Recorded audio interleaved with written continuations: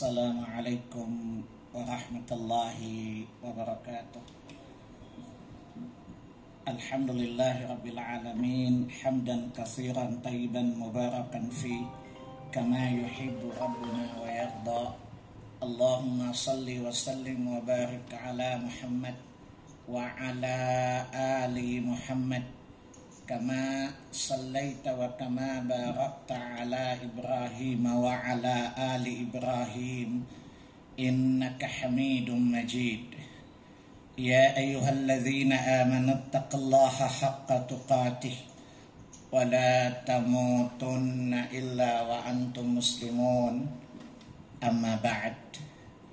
Bapak Ibu, ikhwani wa akhwati fid din, a'azzani Allah wa iyyakum wa rahimani Allah wa iyyakum. Alhamdulillah, segala puji bagi Allah Subhanahu wa taala atas segala nikmat dan karunia-Nya. Salawat serta salam atas qudwah hasanah kita Rasulullah sallallahu alaihi wasallam. Baik, waktu saya cuma setengah jam ya. Tadi dikasih tahu judulnya kemenangan yang sejati, kemenangan hakiki. Saya pengen tanya bapak-bapak deh. Di Indonesia ketika merayakan Lebaran sering menggunakan istilah kita merayakan kemenangan. Menurut antum ini istilah benar atau salah? Woi, ini saya tanya orang apa orang-orangan sawah ya? Menurut Anda ini istilah benar atau salah? Hah? Benar. Dalilnya apa, Pak? Antum kan orang hukum. Kalau ngomong pasti punya ada alasan yuridis dong. Salah. Faham? Kalau mengatakan mari kita kemenangan ini salah istilahnya. Yang betul adalah merayakan kegembiraan, bukan kemenangan. Berdasarkan hadits Bukhari, dalam Imam Bukhari memasukkan hadits ini dalam dua bab. Pertama bab tafsir Al-Quran, bab mereka ingin merubah janji Allah. Antum lihat di Sahih Al-Bukhari kitab puasa, bab apa yang dikatakan orang berpuasa ketika dihina oleh orang lain. Apa kata Nabi? Lisa'imina farhatani. Bagi orang yang berpuasa memperoleh dua kegembiraan. Farhatun hina yuftir. Kegembiraan pertama saat berlebaran. Jadi yang benar adalah kegembiraan, bukan kemenangan. Wa farhatun hina yabqali arabuh. Dan kemenangan yang kedua saat dia bertemu Allah Subhanahu wa taala. Kegembiraan yang kedua itu disebut dengan mafazah, kemenangan. Faham? Orang disebut menang itu kalau masuk surga, antum terdaftar aja belum ngaku-ngaku menang loh. Dalam Quran kata kemenangan itu ada tiga adagium. Pertama kata faz, yang kedua mafazah. Orang memperoleh kemenangan namanya faiz, zamannya faizun. Dan orang disebut menang kalau sudah masuk surga baru menang. Faham loh? Dalil pertama surat 3 Ali Imran 185. Kata Allah, ini ada 4 kalimat. Di kalimat yang ketiga, saya nih hafal Quran pakai nomor-nomor dan kalimat-kalimatnya. Ayat ini berapa kalimat? Ya, di surat 3 Ali Imran 185 kalimat yang ketiga. Faman zuhziha anin nari wa udkhilal jannata faqad faz. Barang siapa yang Allah selamatkan dia dari neraka ke surga, maka dialah orang yang memperoleh kemenangan itu. Jadi kemenangan itu kalau kita terselamatkan dari neraka ke surga. Di surat 3 ayat 185 Allah tidak jelaskan siapa yang Allah selamatkan neraka ke surga. Surat 3 185 kalimat 3 junto. Antum kan orang Mahkamah Agung kan? Hafal junto-junto dong.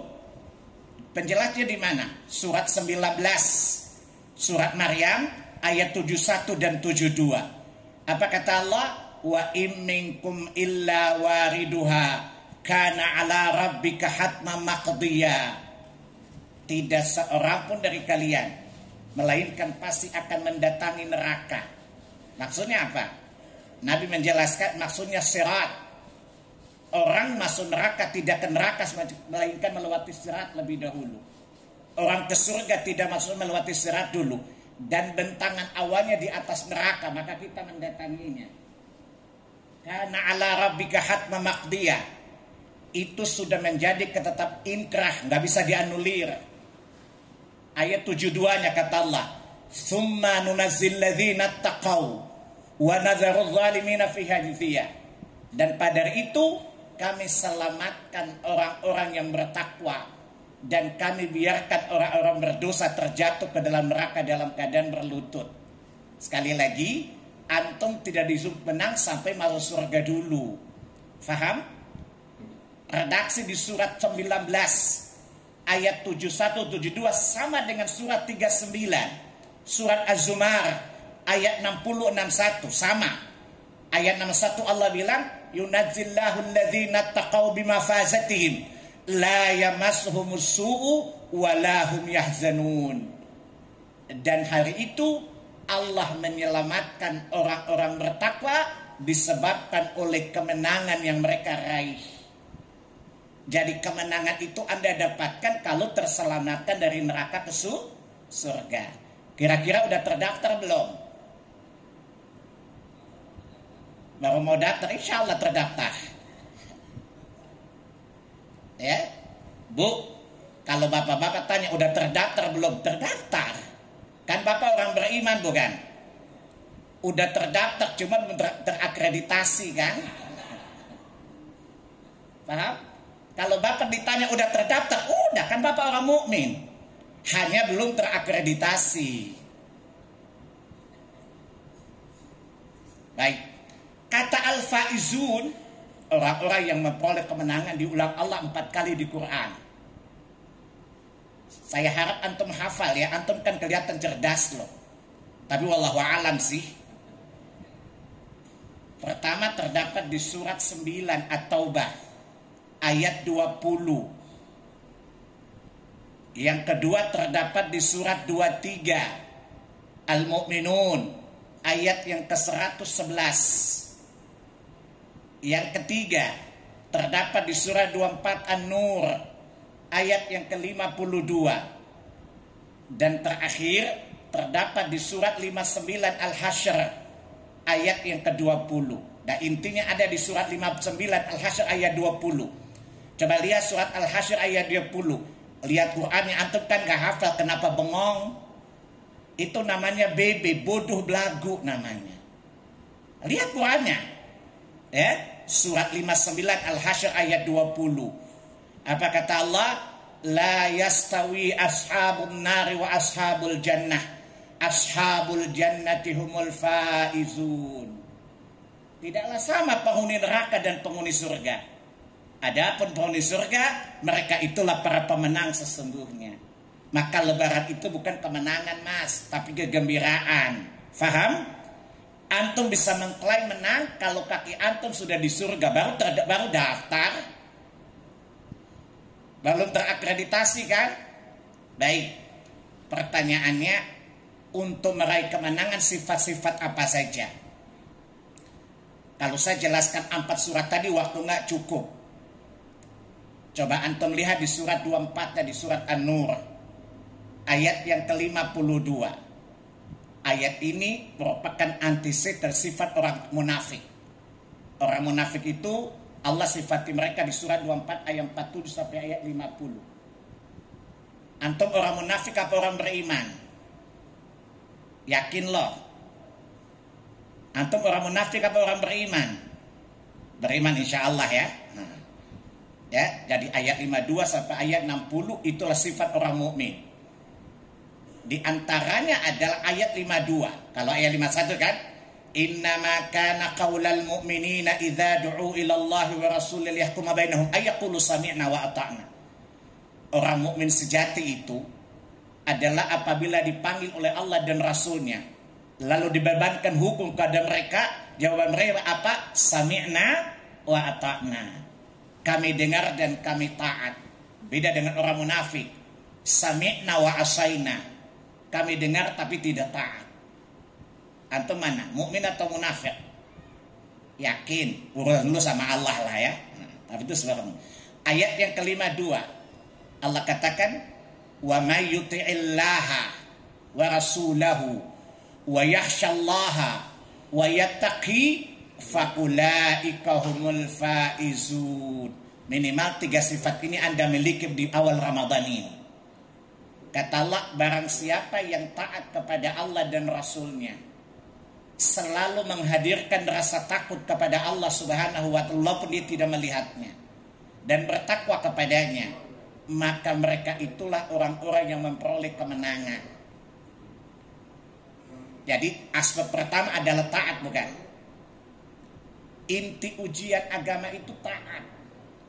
Anda tidak bisa masuk surga kecuali dengan ketaatan. Kenapa? Dan ketaatan itu ada dua, perintah dan larangan. Antum tahu kenapa? Orang yang sudah menempati surga di ribuan tahun aja di fit and protes dengan ketaatan. Nggak taat out loh. Pertama iblis. Iblis diuji dengan ketaatan, bukan? Allah suruh sujud pada Adam, bukan? Dia bermaksiat kepada Allah, out dari surga loh. Surat 18 ayat yang ke-50. Idza qulna lil malaikati isjudu li Adam fasajadu illa iblis kana minal jinni fafasaka an amri rabbih. Ingatlah ketika kami perintahkan para malaikat sujud kepada Adam, semuanya sujud kecuali iblis, dia dari golongan jin. Dia yang menentang perintah Tuhannya, dia out. Iblis itu udah ribuan tahun di surga aja keluar, apalagi lo yang belum pernah masuk. Faham? Yang sudah di dalam diuji nggak taat, ditendang keluar, gimana antum yang belum pernah masuk? Yang kedua, Adam diuji dengan larangan, bukan? La taqraba hadhihi syajarah. Jangan dekati pohon ini. Ada melanggarnya, keluar dari surga. Saya pengen tanya sama antum, pohon apa yang dilanggar oleh Adam sampai keluar dari neraka? Namanya pohon apa? Namanya pohon apa? Anda tuh nggak paham agama. Lain kali kalau ditanya nama pohonnya, wallahu alam, Allah kan nggak kasih tahu nama. Yang kasih tahu nama khuldi itu setan, tahu. Jadi antum ini namanya logika setan. Yang kasih nama pohon itu khuldi itu iblis, bukan Allah. Faham loh? Surah 20 ayat 120 surat Taha. Waqala syaitanu, ya, apa berkata syaitan? Ya Adam, hal adulluka ala syatil khuldi wa mulkin la yabla. Wahai Adam, mau gak aku tunjukkan kepada kamu pohon kekekalan? Sebagai bentuk penipuan kepada Adam. Lain kali kalau antum ditanya pohon apa itu, wallahu alam, Allah ngasih tahu nama. Tapi kalau antum bilang khuldi, apa kata iblis, lu go banget gitu loh. Lanjutkan bersama, kita bisa go to hell gitu loh. Jadi bukan nama pohonnya, bukan khuldi. Khuldi itu nama diberikan oleh iblis, bukan nama Allah yang diberikan Allah. Ya, ada melanggar larangan, out dari surga loh. Faham? Jadi jangan mimpi surga kalau tidak taat. Maka kalimat pertama, wa may yuti'illaha wa rasulah, contoh penjelasnya. Siapa yang memperoleh kemenangan? Tadi kalimat pertama dari surah 24 ayat 52, contoh penjelasnya. Surah 33 Al-Ahzab ayat 71 di kalimat terakhir, wa may yuti'illaha wa rasulah faqad faza fawzan 'azima. Barang siapa yang taat kepada Allah dan Rasulnya, maka dia pasti memperoleh kemenangan dengan kemenangan yang agung. Artinya kita tidak diraih sampai kita benar-benar taat. Maka perbaharui ketaatan. Apa kata perkataan para ulama salaf? Laisal 'id liman labisal jadid, walakinnal 'id liman ta'ata tajid. Orang yang merasakan hakikat lebaran bukan yang berbaju baru. Tapi orang merasakan hakikat lebaran adalah orang yang memperbagus ketaatannya kepada Allah Subhanahu wa ta'ala. Artinya sesudah Ramadan mesti lebih baik dong. Tapi kelihatannya antum masih seperti yang dulu. Kelihatan sekali. Hampir tidak ada perubahan. Dari waktu ke waktu masih seperti yang dulu. Tapi mimpi jadi pemenang. Apa kata iblis? Halu lo. Itu satu. Yang kedua, wa yakhsyallah. Selalu menghadirkan rasa takut kepada Allah Jalla Jalaluh. Kenapa? Antum merasa diawasi Allah enggak? Ya, merasa diawasi Allah kan? Antum lihat dalam Sahih Bukhari sifat malaikat. Ketika Jibril bertanya kepada Nabi apa? Ya Muhammad, akhbirni anil ihsan. Terangkanlah kepadaku apa itu ihsan. Nabi mengatakan, al-ihsanu an ta'budallaha ka'annaka tarah, fa in lam takun tarah fa innahu yaraka. Engkau ketika beribadah atau di mana saja seakan-akan melihat Allah. Karena engkau tidak melihat Allah, yakinlah Allah melihatmu. Bapak-bapak hakim suka diawasi oleh sebuah badan lembaga yang namanya apa itu namanya, yang suka ngawasin hakim, apa nama lembaganya? Bukan itu, ada lembaga itu yang suka ngawasin hakim, apa namanya? Komisi Yudisial kan? Kalau antum merasa Anda diawasi, hati-hati enggak? Ya padahal kalau antum merasa diawasi Allah kan? Maka hendaklah menghadirkan rasa takut kepada Allah walaupun Anda tidak melihatnya. Apa kemenangan Allah janjikan? Ampunan dan surga. Surat 67, surat Al-Mulk, ayat yang ke-12. Kata Allah, innal ladzina yakhshawna rabbahum bil ghaib lahum maghfiratu wa ajrun kabir. Sesungguhnya orang yang selalu merasa takut kepada Allah walaupun dia tidak mengindra Allah, dia tidak melihat Allah. Apa kata lahum maghfiratun? Bagi mereka ampunan, ajrun kabir, dan ampunan dan pahala yang besar. Yang jadi pertanyaan adalah rasa takut yang seperti apa? Di sini Allah tidak jelaskan. Allah jelaskan rasa takut yang dijanjikan surga itu rasa takut yang mencegah kita berbuat kejahatan. Surat 67 ayat 12 junto. Penjelasnya surat 79, surat An-Nazi'at ayat 40 dan 41. Apa kata Allah di sana? Wa amma man khafa maqama rabbih wa nahan nafsa 'anil hawa fa innal jannata hiyal ma'wa. Adapun orang yang takut akan kebesaran Tuhannya walaupun dia tidak melihat Tuhannya, lalu dia mencegah nafsunya dari berbuat kejahatan, maka tempat yang layak baginya surga. Jadi kemenangan bukan? Kemenangan kan? Maka hadirkan rasa takut kepada Allah Jalla Jalaluh. Jangan Anda mengira Allah tidak melihat apa yang Anda perbuat. Bahkan kata Allah di Quran surat 40 ayat 19, ya'lamu khana'inal a'yun. Bahkan Allah pun mengetahui pengkhianatan ujung mata saja Allah melihatnya. Wa ya'lamu ma fi sudur wa ma tukhfi sudur. Dan dia apa yang kalian sembunyikan di hati-hati kalian. Puasa menghadirkan rasa takut namanya bukan? Namanya muraqabah, merasa diawasi Allah bukan? Saya kasih contoh. Ketika Bapak di kamar mandi, berani nggak nyicipin air Pak? Berani nggak nyicipin air? Nggak kan? Kan tadi yang lihat Bapak. Tapi kenapa Bapak tidak berani? Karena Bapak yakin diawasi Allah bukan? Maka muncullah rasa takut. Takut puasa itu batal berkaitan dengan nafsu atau Allah? Dengan Allah kan? Berarti puasa sudah melahirkan rasa takut bukan?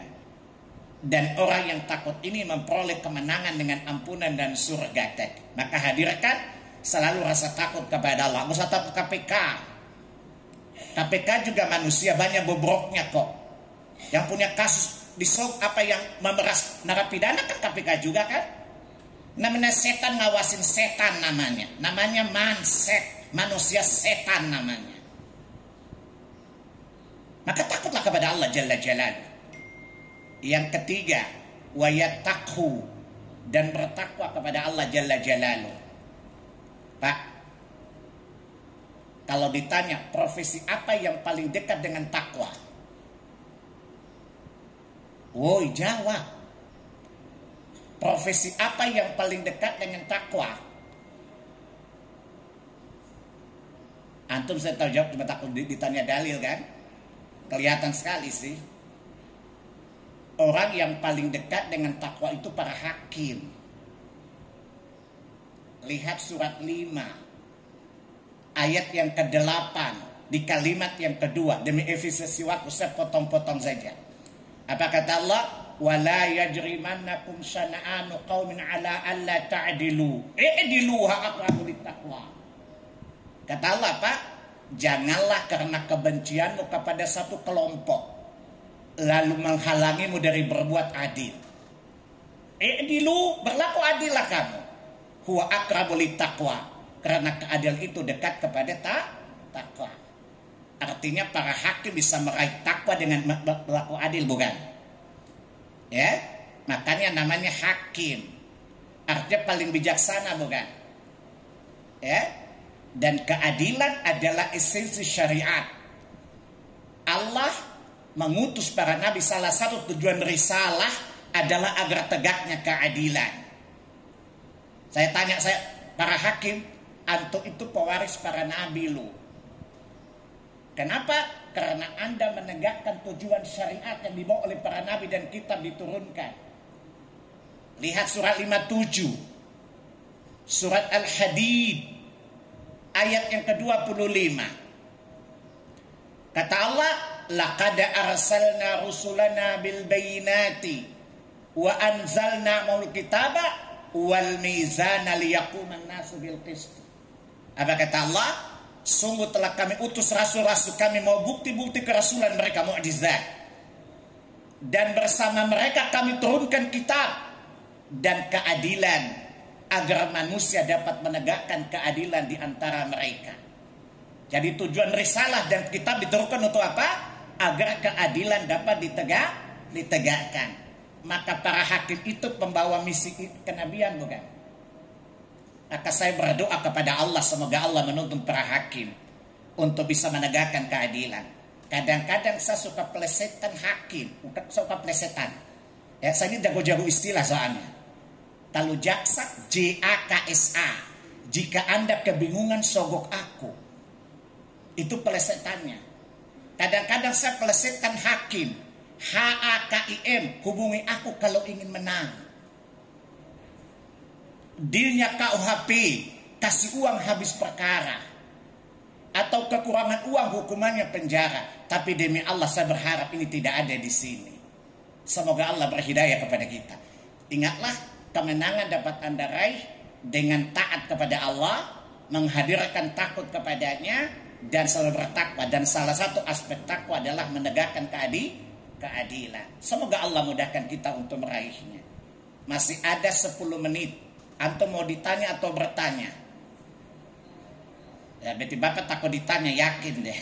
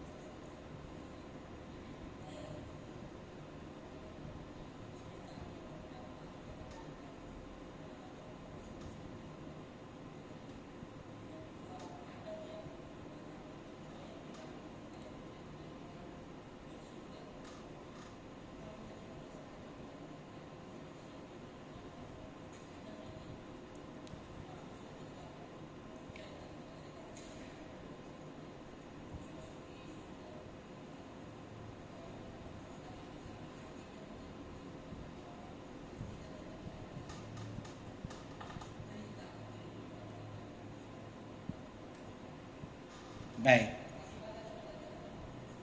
Baik. Baik. Gak apa-apa, lain kali Pak. Pertanyaannya gini, hadis tentang hakim yang adil sama dengan itu hadisnya palsu, hadisnya lemah. Tapi nggak apa-apa. Ya, tidak semua hadis itu sahih, ada juga lemah. Tapi itu pendapat dari seorang imam, Qadhi bin Iyad. Berbuat adil satu saat lebih aku sukai pada ibadah sunnah 60 tahun. Itu perkataan Qadhi bin Iyad. Paham ya? Nah, jadi kalau toh hadits dhaif. Jadi itu perkataan Qadhi bin Iyad. Ketika menasahi qadhi hakim, berbuat adil pada satu orang di satu saat lebih aku sukai dari ibadah. Kenapa Pak? Anda beribadah 10 tahun, 20 tahun kan untuk Anda sendiri. Tapi kalau Anda salah matok palu, hak orang lain dipindahkan ke orang lain, itu kezaliman bukan? Dosanya 7 turunan bukan? Bahaya luar biasa bukan? Misalnya antum disogok untuk memutuskan perkara yang mestinya harta A jadi harta B, ini kezaliman bukan? Dan ini menyebabkan amal Bapak di hari kiamat diambil oleh orang yang dizalimi bukan? Hadis Bukhari Muslim al-muflis, orang yang bangkrut dari kiamat, contohnya para hakim yang mestinya menang A dimenangkan B, dipindahkan haknya. Maka hari kiamat kompensasi dengan amalnya, mana amalnya kurang lagi, maka dosa orang itu dipindahkan ke dia. Maka tidak ada gunanya ibadah 60 tahun kalau berbuat zalim bukan? Kata malaikat, kasihan deh lo. Tapi kata iblis, lanjutkan bersama kita bisa go to hell gitu loh. Itu satu. Yang kedua, orang yang iblis hukumannya berat. Kenapa? Ada hukumannya ringan. Ada melanggar karena kebodohannya, bukan karena kesombongannya. Ada iblis, dia melanggar dengan arogan dan sombong, dan kesombongan inilah menyebabkan hukuman lebih berat daripada Adam. Adam itu oon. Saya tanya sama antum. Dulu kan saya tanya antum Ustadz kan? Antum saya tanya kan murid saya kan? Saya punya hak nanya dong. Namanya guru, nama juga guru. Saya tanya sama antum, kenapa Adam bisa sampai tertipu oleh iblis? Karena ibunya pintar atau Adamnya lemah? Ayo jawab, jangan manggut-manggut. Lemah. Tahu dari mana? Waktu itu antum di sana lihat.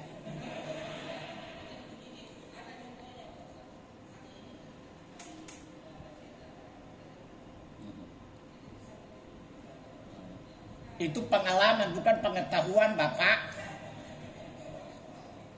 Tapi jawaban ilmiahnya iya, Adam lemah. Bapak hafal dalil yang jawab kan? Perhatikan loh.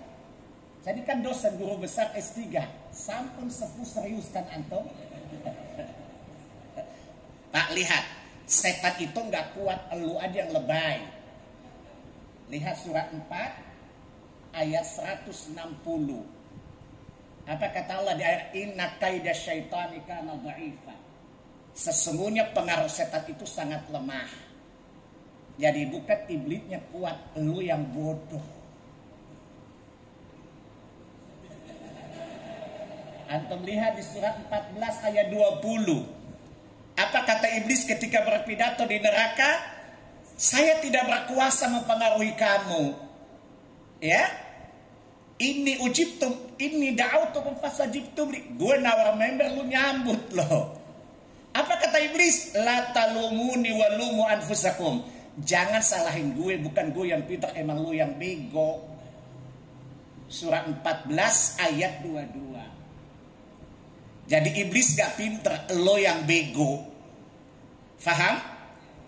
Jadi lain kali jawab pakai dalil Pak, jangan pengalaman. Pengalaman bisa benar bisa salah. Kalau hujah tidak salah. Tunggu dulu, tunggu dulu. Nah, tadi saya katakan adab itu lemah. Surat 20 ayat 115. Apa kata Allah? Laqad ahidna ila adama fanasi wa lam nazid lahu azma. Udah berkali-kali kami kasih tahu Adam tapi Adam lupa. Kayak antum rajin ngadi tapi rajin lupa, bukan? Dan kami tidak dapati pada Adam kemauan penolakan yang kuat. Jadi sebenarnya kalau antum sesat bukan iblis yang kuat, antumnya yang lemah. Bukan iblis pintar retorika, emang anda yang oon. Namanya mamon, manusia oon. Jadi bukan iblis yang kuat, tapi kita yang lemah. Faham? Oleh karenanya butuh adanya iman dan ilmu, bukan? Iman itu imunitas, ilmu itu kemampuan untuk menyaring dan membedakan, bukan? Saya tanya sama antum, mestinya beriman dulu atau berilmu dulu? Saya tanya gini, orang itu beriman dulu atau berilmu? Karena keyakinan itu datang dari informasi, bukan? Informasinya benar akan melahirkan keyakinannya benar. Makanya berilmu. Apalagi udah tua-tua rajin. Antum ini kan usia PDI, penurunan daya ingat, bukan? Nah, silakan Pak, masih waktu 5 menit Pak.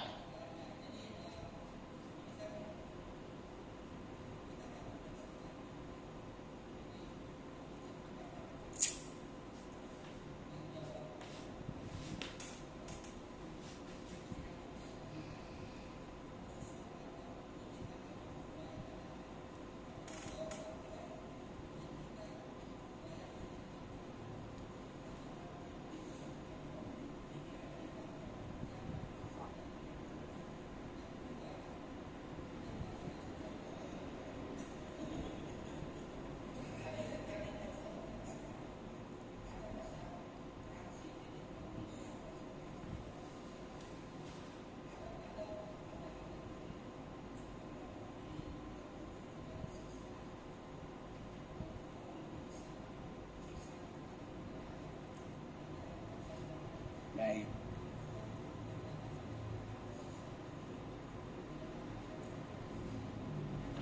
Baik, saya jawab yang kedua karena waktunya terbatas. Saya tidak bisa korupsi waktu.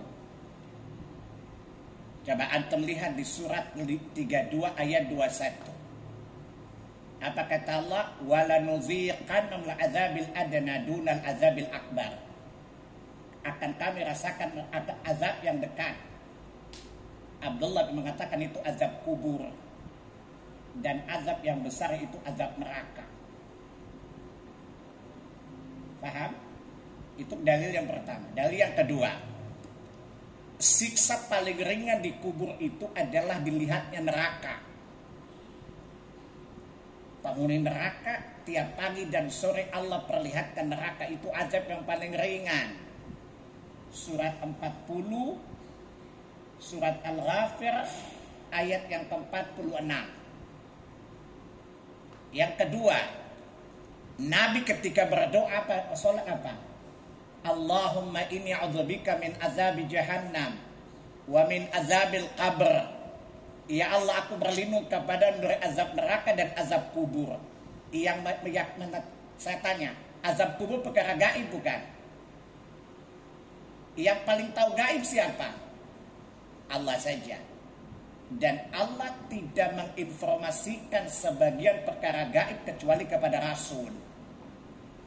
Surat 5, surat 6 ayat 59. Wa indahu mafatihul ghaib la ya'lamuha illa huwa.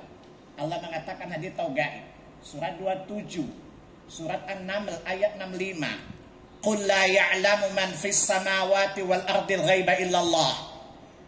Tidak ada seorang pun di langit dan bumi tahu perkara gaib kecuali Allah saja. Tetapi Allah kasih tahu ada sebagian perkara gaib yang dia kabarkan kepada Rasulnya.